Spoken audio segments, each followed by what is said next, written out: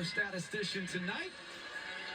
And look who else was in the building tonight. Jackson Smith and Jigba. All he did in his first year with the Seattle Seahawks is go for 1,130 yards on 100 receptions. Just an amazing campaign in his second year, rather, for the Seattle Seahawks. He's got 10 total touchdowns in 2 seasons for Seattle, and now takes over the role as, I guess, the number 1 wide receiver. You got Cooper Kupp there as well, but a technical foul is called on Sabally of Phoenix. Puts Skylar Diggins to the free throw line.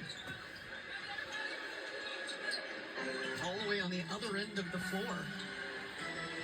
That's the second technical foul that Seattle has been able to cash in. So 2 extra points given to the Storm. And 1 point Seattle lead. Agumake with it. Back to Diggins. Bounce pass Nneka. 15-footer. She has made a living on that shot right there. Well, that coverage right now for Phoenix is leaving that area open for Seattle, and they have got post players that can knock down that mid-range J. Thomas into the corner. Westbeld driving in. Now Uzun. Double team. Throws it away. Malonga is back in the game. Picks up a steal. Williams on the push. Now to Zaya Cook. She'll pull up from 15. No. Athletically gets her own rebound. Malonga pulls the trigger. And that one's badly missed. She can hit that shot, though, and that was in rhythm. Now the crowd here in Climate Pledge Arena wanted that one. She didn't hesitate. I love it. She's not going to hesitate. She's got a score mentality. Thomas to the window and scores. And it's a 1-point game again. 3:10 left. So Gabby Williams handling the point guard duty right now, putting Skylar Diggins off ball to use her in a scoring role in this possession. Malonga with Westbeld on her. There's the mismatch for Seattle. If they can get it down low. Williams, she'll pull up off the dribble. That one doesn't go. Rebound held. Held on the gallop.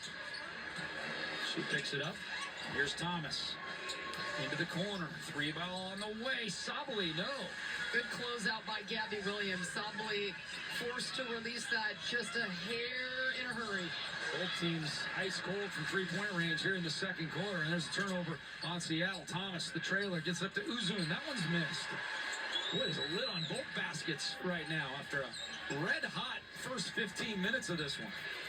Thomas with the strong hand, the left side, and scores, and Phoenix has the lead again. I mean, that wow. Right there. I mean, you talk about doing more with less.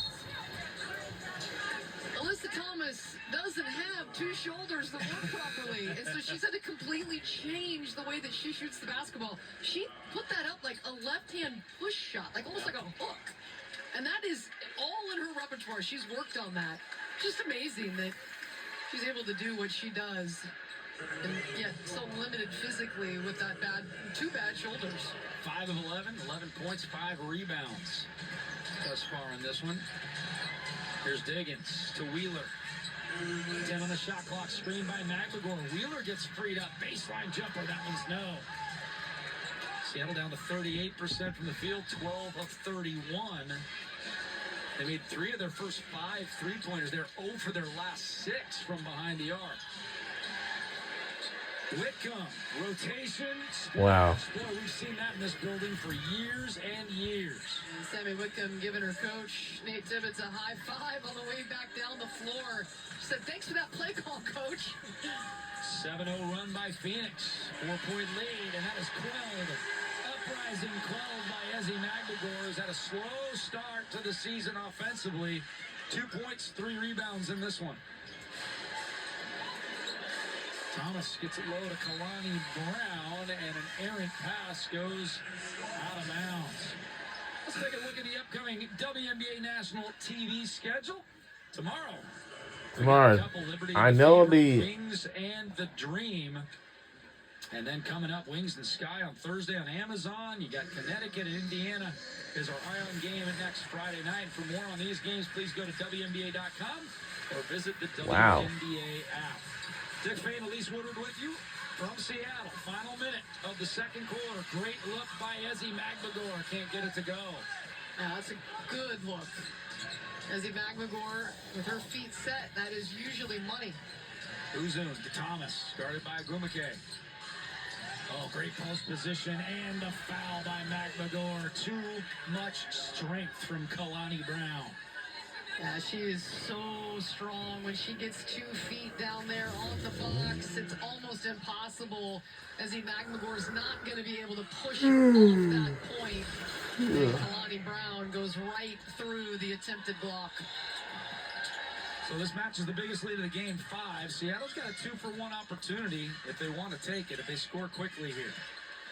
Good push by Phoenix here in the final minute or so of the second quarter. Diggins loses handle of it.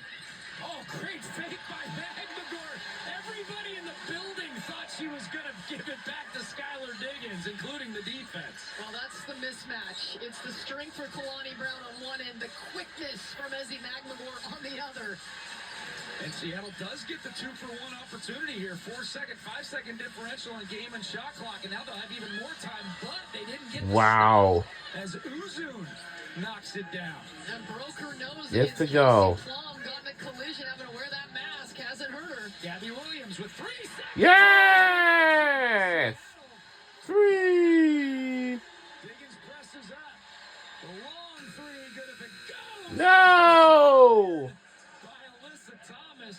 We've had a fabulous game here in Seattle. The Phoenix Mercury leads it 44-42 here at halftime.